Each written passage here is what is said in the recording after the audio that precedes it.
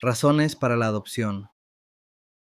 Según Daniel Ziblatt, existen 4 explicaciones teóricas contrapuestas en la literatura académica sobre la adopción de sistemas federales. 1. Teorías ideológicas, que sostienen que un mayor compromiso ideológico con las ideas descentralistas en la sociedad hace más probable la adopción del federalismo. 2. Teorías histórico-culturales, que sostienen que es más probable que se adopten instituciones federales en sociedades con poblaciones culturalmente o étnicamente fragmentadas. 3. Las teorías del contrato social, que sostienen que el federalismo surge como un acuerdo entre el centro y la periferia, en el que el centro no es lo bastante poderoso como para dominar a la periferia y ésta no es lo bastante poderosa como para separarse del centro. 4. Las teorías del poder infraestructural, que sostienen que es probable que el federalismo surja cuando las subunidades de una federación potencial ya tienen infraestructuras muy desarrolladas, por ejemplo, ya son estados constitucionales, parlamentarios y administrativamente modernizados. Los defensores de los sistemas federales han argumentado históricamente que el reparto de poderes inherente a los sistemas federales reduce tanto las amenazas a la seguridad nacional como las amenazas exteriores. El federalismo permite que los estados sean grandes y diversos, mitigando el riesgo de un gobierno tiránico a través de la centralización de poderes. Historia. Las primeras formas de federalismo tuvieron lugar en la antigüedad, en forma de alianzas entre estados. Algunos ejemplos del siglo 7 al 2 a.C. se dieron en la antigua Grecia. Generalmente se indica incorrectamente, con el nombre de ligas, como la Liga del Peloponeso, la Liga Corintia, la Liga Beocia, la Panhelénica, la Aquea, la Etólica, etc. Estas ligas tenían solo un carácter diplomático y militar, para defenderse sobre todo de los persas. Las ciudades griegas mantuvieron su autonomía entre sí, aunque después las condiciones cambiantes del periodo helenístico llevaron a muchas ciudades-estado a unirse incluso a costa de perder parte de su soberanía. Las uniones de estados posteriores incluyeron la primera y segunda confederaciones suizas, 1291 a 1798 y 1815 a 1848. Las provincias unidas de los Países Bajos, 1579 a 1795. Fue sobre todo con el nacimiento de los Estados Unidos de América, 1776, Declaración de Independencia, 1787, Constitución Federal, que esta forma de Estado adquirió una connotación completa.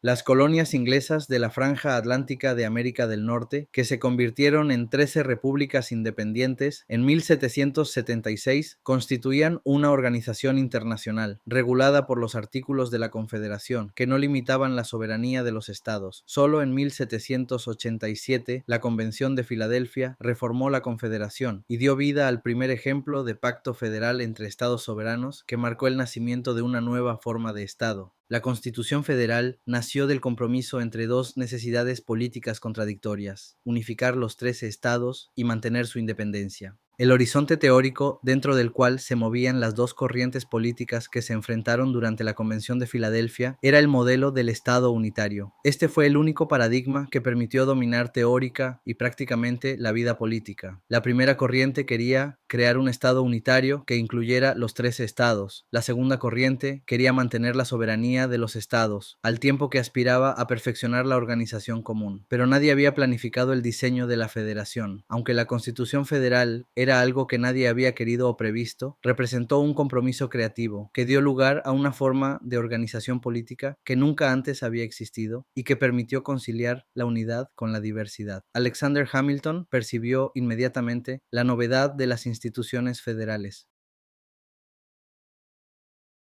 Con James Madison y John Jay desarrolló los ensayos del Federalist, una serie de artículos de propaganda política escritos en 1787 a 1788 para apoyar la ratificación de la Constitución. Esos representan no solo el comentario más antiguo sobre la Constitución de los Estados Unidos, sino también la primera formulación de la teoría del Estado federal. El carácter específico de la innovación constitucional introducida por la Convención de Filadelfia consiste en el hecho de que dio origen al mismo tiempo a una nueva forma de organización internacional y a una nueva forma de Estado. Posteriormente, a partir del siglo XX, el modelo federal se extendió por todo el mundo, a excepción, en Europa, de Suiza, que ya en el siglo XIX se convirtió en federación, especialmente en los países de la Commonwealth, como Australia, Canadá, India. En Europa, además de Suiza, Alemania y Austria, también adoptaron una constitución federal después de la Segunda Guerra Mundial. En América Latina lo hicieron Brasil, Venezuela, Argentina y México. En África destaca Nigeria. Sudáfrica no es estrictamente una federación, pero ciertamente es un estado altamente descentralizado, como España. En 1993, Bélgica aprobó una reforma constitucional que le dio una estructura federal.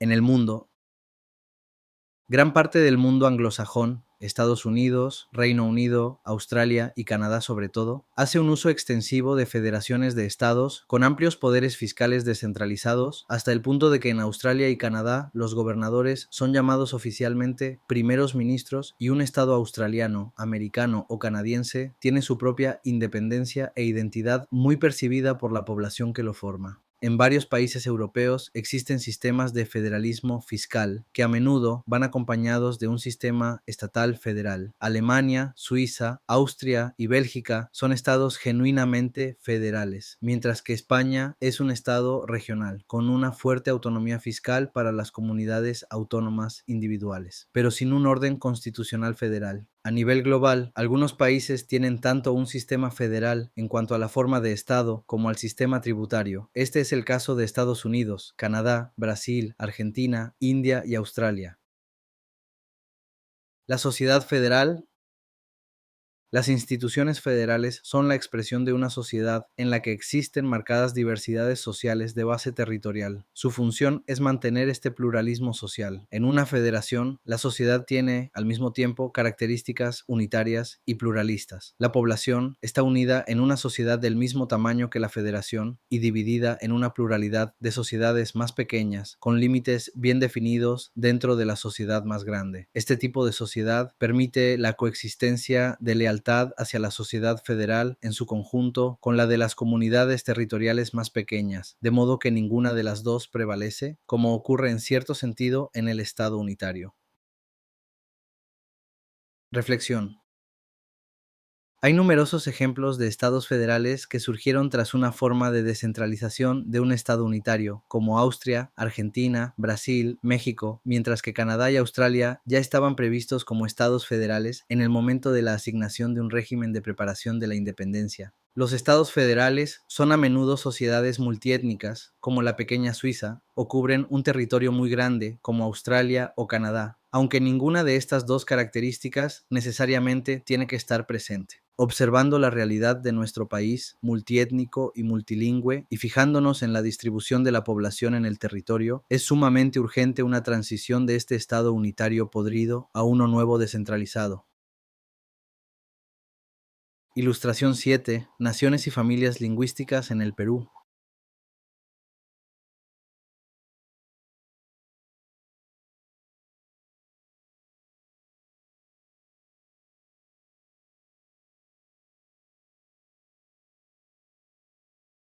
Distribución y densidad poblacional en el Perú.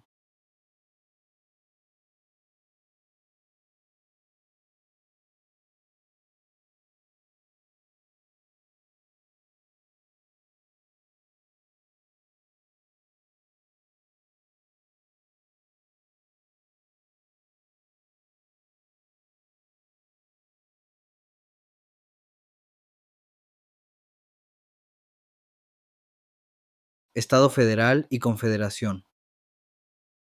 Lo que diferencia al Estado federal de la Confederación es la existencia de un auténtico poder común, que por un lado sabe regular las relaciones entre los estados sobre la base del derecho, suprimiendo así la necesidad de recurrir a la fuerza en caso de conflicto o disputas, y por otra parte tiene poder directo sobre los ciudadanos individuales, quienes contribuyen a su formación democrática. Las confederaciones se distinguen de los estados federales en que los estados miembros son sujetos de derecho internacional. La confederación no es un estado, sino una suma, una liga, de estados que siguen siendo soberanos y regulan las relaciones mutuas basadas en última instancia en la fuerza, manteniendo al mismo tiempo un poder exclusivo sobre los ciudadanos. En él, el nivel confederal está subordinado y depende para su funcionamiento de los estados que lo componen. La confederación se basa en el principio de representación de los estados, no de los ciudadanos, y de hecho atribuye el voto solo a los estados, excluyendo así a los pueblos de las decisiones relativas a las relaciones interestatales. Reflexión. El pueblo originario de Abya Yala, llamado indio o indígena, nunca se ha emancipado y ha estado dividido en varios estados de origen e intereses criollos. Esto se puede comprobar observando el mapa de distribución lingüística en el continente, donde por ejemplo el runa simi o quechua se distribuye en 5 países, es decir, una sola nación ha sido dividida por países con intereses de otra etnia dominante, los criollos. Pero esto no ocurre solo con el runa simi, también con el jíbaro y el záparo en el norte, en la frontera con Ecuador, y con el aymara que está impresionantemente dividido en 3 países criollos, Perú, Bolivia y Chile. Hay muchas buenas razones para favorecer una confederación continental, no solo por nuestra historia común y nuestra extendida lengua común, el español, aunque sea impuesto, y por tanto no legitimado para ser mantenido como lengua mediadora entre los países de la región, sino también porque en el corazón de Abya Yala existió antes de la llegada de los europeos una confederación, el Tahuantinsuyo, que nos dio una cultura, una lengua, unas tradiciones, es decir, una identidad como pueblo ancestral. Ilustración 8. Las naciones jíbaro y záparo divididas entre los estados de Perú y Ecuador. Ilustración 9. La nación aymara dividida en 3 estados criollos, Perú, Bolivia y Chile.